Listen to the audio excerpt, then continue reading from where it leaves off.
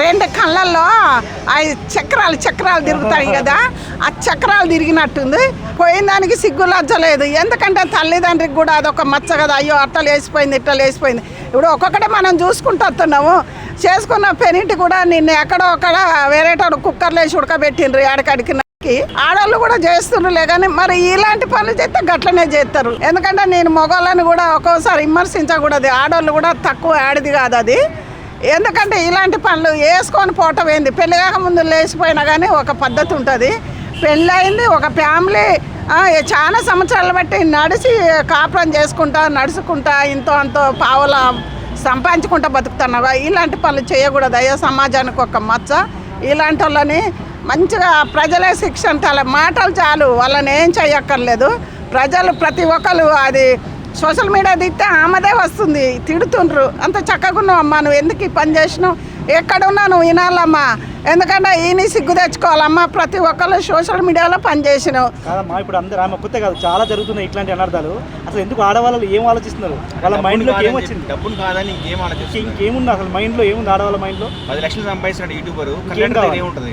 Conductor కాడ ఏముంటుంది అంటే నెలకు ఎంత, వాళ్ళకి జీతాలు కూడా తక్కువే అందరికీ తెలుసు.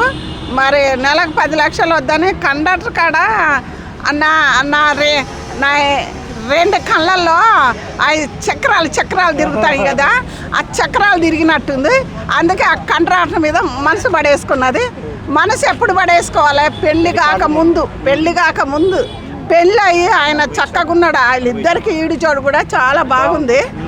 అందుగురించి చక్కని ఈడు జోడు వచ్చి సరే బయట గడ్డ ఏదో ఎట్లనో చచ్చి పెనిట్ని పెట్టుకొని బతికిన సమాజం సరే ఏదో ఒక పని చేసి తప్పుడో ఒప్పుడో చేసి బతుకుతుంది బిడ్డ అని ప్రతి ఒక్కళ్ళు అంటారు కదా.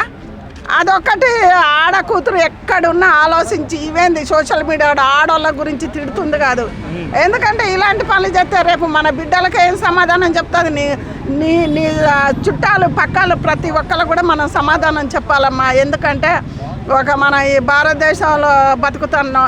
మన ఈ భారతదేశంలో పుట్టినందుకే ఎంతో గౌరవంగా ఉండాలి. ఎంతో అయ్యో ఎంత పెట్టి పుట్టినావు అనుకోవాలి. అలాంటిది పోయి 10 లక్షల్లో పోయి నువ్వు 30 ఏళ్ళ జీతం నువ్వు పోయినావు అంటే నీకు ఒకసారి అన్నం తింటానవా మరి గడ్డి తింటానవా తెలియటం లేదు. కాక ఇప్పుడు 30 అంటే 10 లక్షలు వదిలేసుకుని 30,000 వేరు అంటే ఎక్కువ డబ్బులు పోవచ్చు అంటారా? ఎక్కువ డబ్బులు అని కాదులే, కానీ 5,000 కానీ కూలి చేసుకొని పవసరి తెచ్చుకొని ప్రశాంతంగా బతికితే అదొక స్వేచ్ఛ ఉంటుంది భర్తతో. మరి ఒకవేళ ఇంకో మాట కూడా సోషల్ మీడియాలో చెప్తానా, వేరేటోళ్ళు వీడు అడ్డొస్తుందని చాలా మందిని చంపేసిండ్రు కదా. అది వాడిని బతకని అని పోయిందిగా. మనమే అంటాం కదా ఏందమ్మా పోయేదాన్ని పోక ఆయన చంపినవాడిని మేమేగా తిట్టేది. అందు గురించి అదొకటి హౌస్ వాడిది శివశంకరుడు కాపాడిండు అనుకోవాలి. శివశంకరుడు కాపాడిండు, కానీ అది ఎప్పటికైనా మాయరాని మచ్చ ఒక ఆడదానికి. ఇప్పుడు మాలాంటి ఆడవాళ్ళు అనుకుంటుంటే సిగ్గు అనిపిస్తుంది కదా, మరి వాళ్ళ తల్లిదండ్రులకి ఎంతో సిగ్గు ఉండాలా.